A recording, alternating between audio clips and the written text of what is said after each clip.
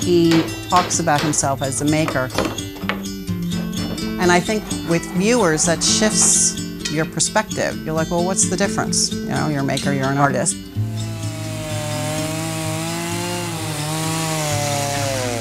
I really settled on the word maker. I think it's the best term because everything I do revolves around making. Sculpture is the term that's used to describe the things that I'm exhibiting, but what I do is make.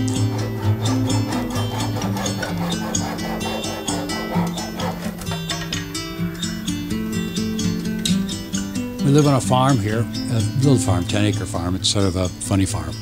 We grow a lot of weeds. It's interesting to end up here. I grew up on a farm in Michigan. And then in between, I spent most of my adult life in the city, in Philadelphia. So we met a number of years ago. This is over 20 years ago. When I first met Jack, I knew him as a furniture maker. After moving to New Jersey, he has been making art pieces since then, which I think has probably been over 15 years or so.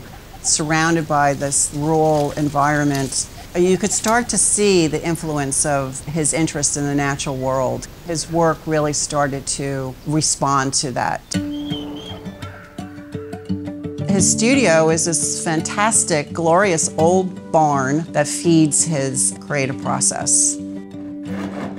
He collects his materials, maybe not knowing what he's going to do right away, but you just have a sense that he's got a plan and it will come together.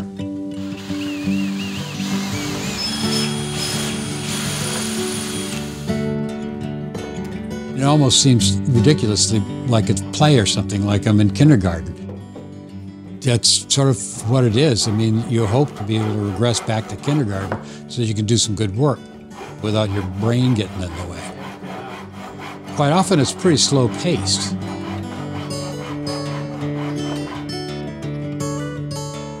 A new material that I'm using in this exhibition now is cotton bolls, which are the way that it's harvested by hand. In order for me to use those well, I just have to handle them and be with them a little bit and pile them up over here and spread them out over here. The overarching concept for the exhibition is bonding. The thing about cotton that makes it such a valuable fiber, all these individual fibers are just prone to bond to each other. And yarn's really a strong thing because of all the fibers bonding together. And it was just like one of these aha moments when things come together for you. It's almost a gift. Nature is giving him a gift. Here is this log. You do something with it.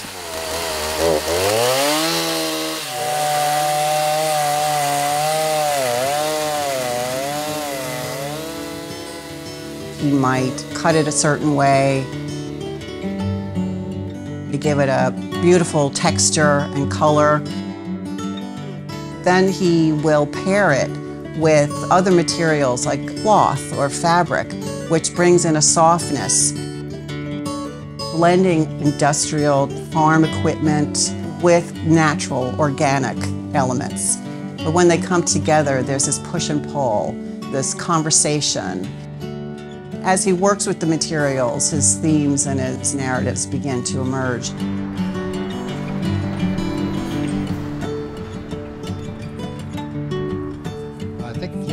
When you look at the work, you're not going to say, oh, this is all about bonding. That's meant to be provocative. But if you offer that, if you just offer that out and sort of like say, look at this through this filter. You know, you can look at it through any filter you want to, but I'm offering that as a possibility. It was a lot of fun to get it set up, and it sort of activates this long wall. They're pieces of a story. Each one's a story, and then they're pieces of a bigger story. So the spheres are covered in fragments of bed sheets. They're old bed sheets from the thrift stores. The wood structures, they're salvaged from a very old antique agricultural thrashing machine. This is the kind of materials that love the lighting. The hieroglyph on the wall, which is the shadows, adds another sort of layer. These things keep expanding my experience, so they're not done with me, which is cool. So I brought these in These are incredibly interesting things in and of themselves. I left the last ball without a structural form around it because it gives a sense of continuum. This is not a done deal. In the same way, maybe these pieces can reinforce that sort of idea. These are not assembled into structures. They're almost like they're raw materials. This almost looks like the way they were in the studio. This is the way so much of the work gets done. You got to try it to see. I'm having a good time. It's become sort of a thing, the conversation between inanimate objects, you know, but I believe in it. I'm as excited to see this all installed and be in the gallery with it as anybody because of what I'll learn. It's sort of a rich and provocative experience of this piece just to see into this little window and see the chain in there, and it invites you to come around and check it out a little bit more. And then within the same view is this other new piece titled Hand. I think these two are having this great conversation. With the exhibition Bonding, it's not just a collection of works. It's a journey of the soul of a maker and his profound experience and relationship with his materials that fuel it. Nature is his muse, and as a maker, being in that environment influences him. He takes inspiration from his surrounding area. Self-expression is sort of an interesting thing to be able to pursue. It's a really rich way to keep growing and find out about yourself and about the world. Being here and working here, I get to have all these experiences with nature.